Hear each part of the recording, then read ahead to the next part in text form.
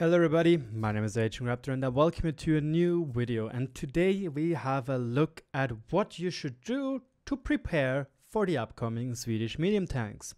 If you do not want to listen to me because you don't like me or anything, I still recommend to you to at least read the tips I have for you. I have them in the comment section below or in the comment section of the forum or Reddit or wherever I'm going to post and publish that video.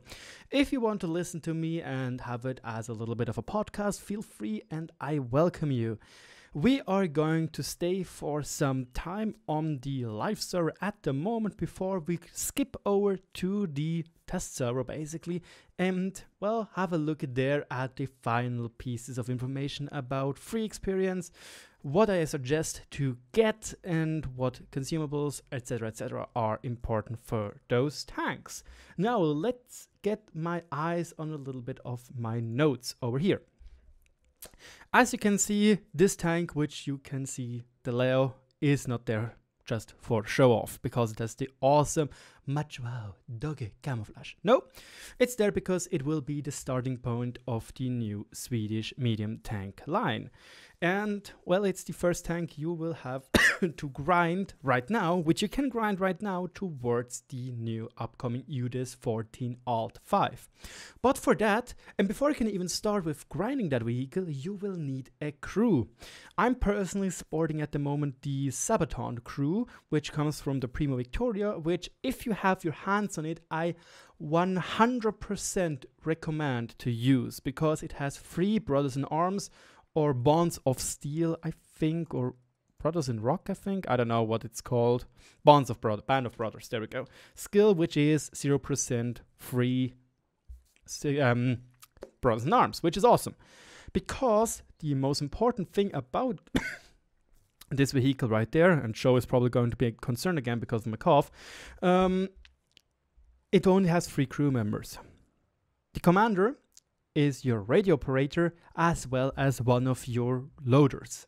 Your gunner is also a loader, and your driver, well, he's just a driver. He just does a little bit of whoop whoop driving. That's it. This is how the crew layout will be. 3 crew members is a tiny amount, especially when the commander basically has 3 skills or 3 crew jobs which you have to look after. And one of which has a very important skill.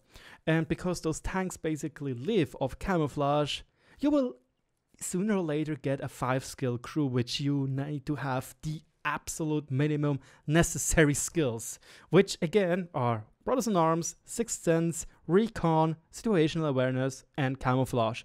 And all of those 5 skills should be at 100%. So if you can eliminate one, which is the 3 Brothers in Arms, it makes things substantially easier to achieve those 5 skills, for your commander at least.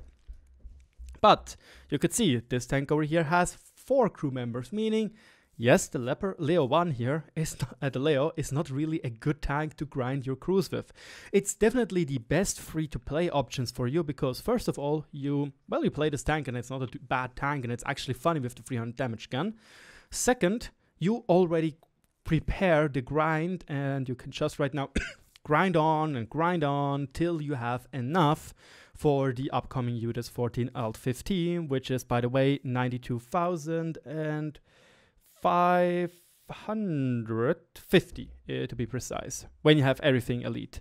The important thing though is that you go over the engines, so you need both engines, which give you an additional 6,100 and an additional 11,400 experience.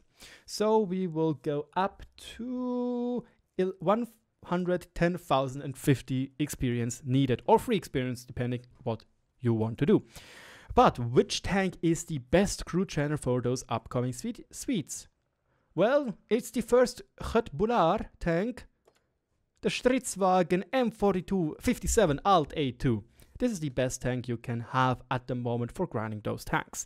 I'm not saying that the tank is awesome or anything, it's decent at best in my personal opinion, but it's a fun little vehicle with a 4-shot autoloader which can't really clip anything on its tier. It has pretty weak armor, it's not the fastest, has gun handling, but overall it's actually a premium tank which gives you something new and it's not overpowered, so it's a decent tank and you can play it in strongholds. The point here is, I don't want to be salesman Raptor, but at the moment this tank is at a 30% discount and you can't go any better than this tank right here to grind your Swedish medium tank crews, because yes, this tank has exactly the same crew layout as the upcoming Swedish medium tanks, which again is awesome. As you can see, we have the commander, which is commander, radio operator and loader. We have the gunner, which is gunner and loader, and we have the driver, which is just doing a little bit of drivey. That's it. So this tank at the moment is the best possible premium tank to grind crews for the upcoming tree, plus also retraining crews for the upcoming tree.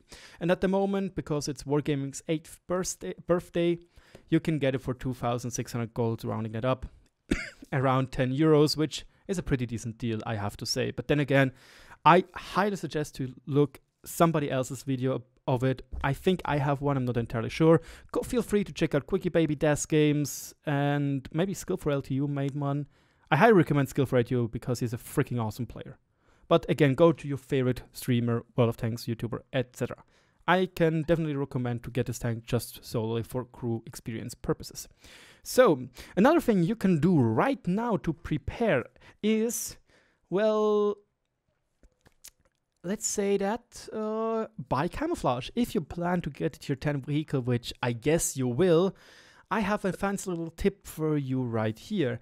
You can right now buy camouflages, which you can also apply for tier 10 or for the tier 10 vehicle. And at the moment you can see everything is half price, which is awesome. And if you are on a tight budget and you want to get your tank a little bit of camo or color. So right now we could say, you know what, I want to get a new camouflage pattern for this tank. Let's take this transparent one because I don't have it yet. We buy 3 of these or 2 of these and give it a red undershade, which I think looks absolutely lovely. And the tank has the same layout as this one right here, so you can just mix and match how you want. There are 4 different positions or 5 different spots for your camo or color to go. So right now we can just put it on here. We could also put some emblems on, etc, or inscriptions. It doesn't really matter. We can purchase them right now on our layer. And now we do something awkward. If it's finished with applying, well, paint jobs do take a while. No, just kidding. We can say, you know what, I don't like this, I don't like that. And let's also remove the camouflage over here from hull and from thingy, from the turret. Now we have 2 of those camouflages in our deck at the moment. So, oh, no, I misclick. Now it takes another time. Excuse me for that. Gosh darn it. Well, okay, let's just remove one of those camouflages. You can see we have only 1 in our, well, in our depot at the moment. And let's remove one of those colors. So we have also 1 in our depot applied. And now we can actually make a test if it would work for another tier 10 vehicle, another tier 10 suite. So let's go to my Krankenwagen, which also got those promised changes. And let's see if we can put the new desert camo on, which might be a problem because, yeah, it already has this desert camo. Damn it. Didn't work, but you can see we could in theory use it. We can remove this from the hull and slap it back on. It would work. Because I already colored this tank, a little bit also unfortunate for that. But there we go. The colors would theoretically work. We could just put it and it would cost us 0 gold. So right now you could actually prepare your tier 10 vehicle or tier 8 or tier 9, depending what you want, with already buying the camouflages, which is pretty darn nifty if I would say so myself. Then another thing which I highly recommend right now of buying is a heavy tank or a heavy tank gun, or what was it called? Excuse me, it's the, I think it's the heavy tank gun caliber or no. It's the large gun, tank gun. I can't speak anymore. Jesus. So stupid, Raging. I'm too tired. It's 12 o'clock. In the evening, by the way. Let's see where is the best medium tank, best heavy tank of the Russians. There he is. And he uses the... You gotta be kidding me right now. It's not the medium. I think it's the heavy one as far as I remember. This one uses it, right? Yeah. There we go. Large caliber tank gun. Annoying, yes.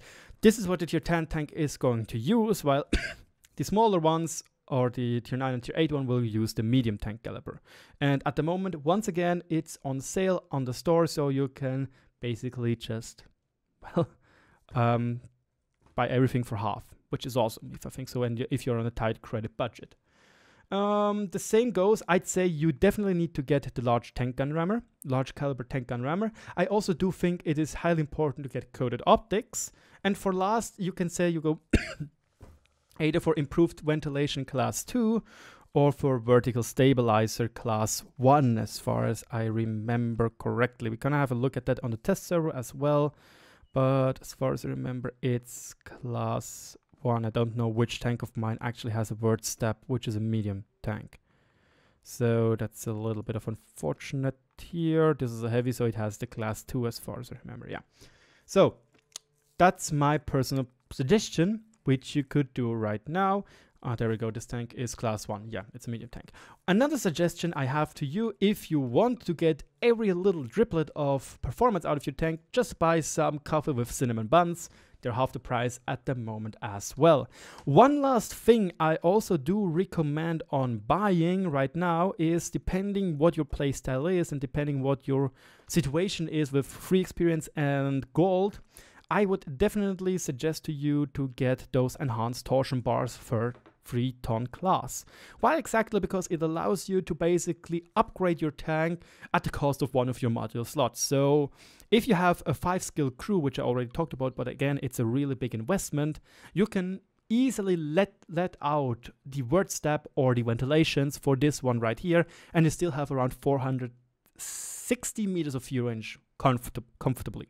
So yeah, this one right here I think is really important because it can save you, in theory it saves you 25, 17, 30, 42,000 experience if my head math wasn't wrong, but I'm not entirely sure. 17, yeah, I think I was pretty close. 42,000 credits, 42,000 experience you're going to save when you are not going to get those tracks, which you most likely will need. But now this was everything I have to you on the live server, so let's jump on to the test server and have a look at the experience values. So here we are now on the 1.5 test server with the first tank of the new Swedish tech line, the Udes 14 Alt 5, which, as we already discussed, we need a 92,000 experience to get from the tier 7 vehicle. I just put a little bit my other information out, so I got everything right for you. At the moment, it's a little bit hard to think or see what exactly Wargaming is going to do with the problem they have with the with the tracks, because at the moment the tier 8 vehicle has no problems with stock tracks to have everything. Like, yeah, as you can see, you can mount anything without any problem, which is actually pretty cool if you think about it. But I do think they're going to change that. There's a little bit of an error because the tier 9 vehicle, you can't, basically the tank is too heavy for itself. So if you completely buy this tank new, the tank is too heavy for the stock track. You can drive it, but as soon as you upgrade it and want to downgrade again, it doesn't work anymore. So we are a little bit of a pickle here, so you have to estimate. My guess is they will change it that you will need those tracks, and this will cost you 17,100 experience if you want to go for the tank with, well, the top modules. The interesting thing enough is you have 3 different guns to your disposal, while one of them being the high alpha gun, the 10.5 centimeter Strufkan L45, which is also needed to get to the tier 9 vehicle. As well, we now have 2 9 centimeter Bofors Strufkan L43 and the L53.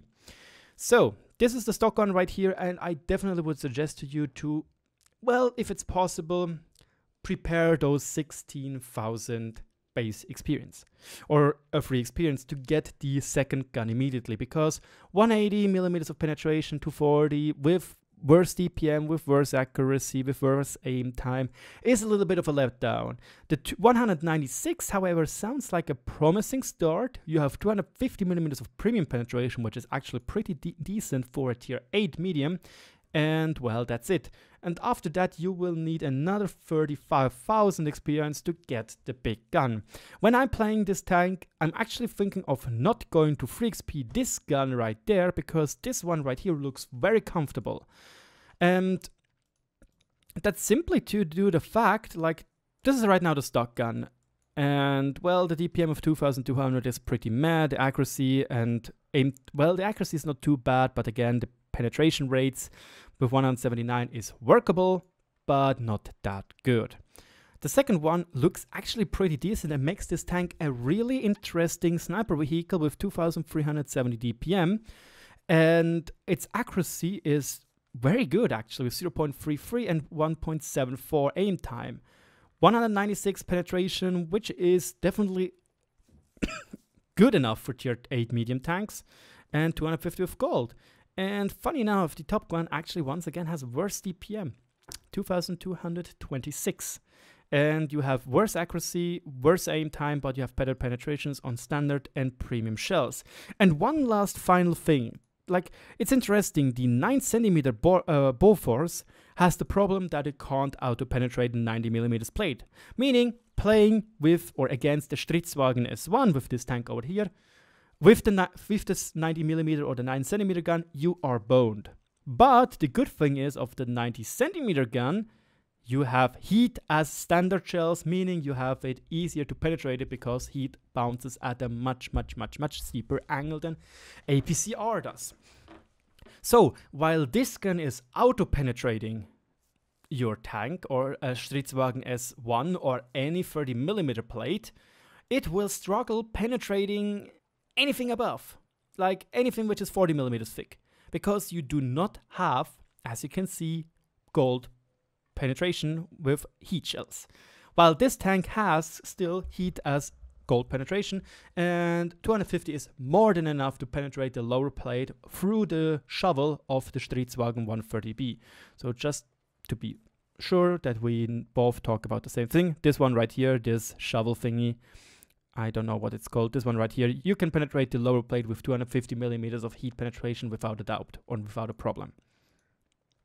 Now, sadly, I can't show it to you here, but next up, you will need a hefty price of 150,000 of experience earned to get the tier 9 vehicle.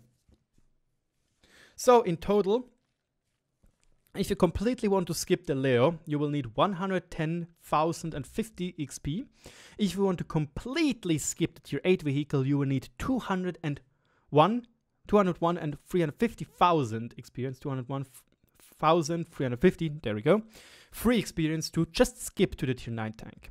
If you don't skip to the tier 9 tank, you will most likely have to pay 35, it's another 41, 51, 51, 61, 68,000 experience, 68,100 experience to get this tank to full elite. The top motor, I'm not entirely sure if it's making a big difference. It has a great HP to ton ratio of 24. With the stock motor, it's 21. Just so you know, the tier 10 tank has 18, so it's actually the worst of the bunch.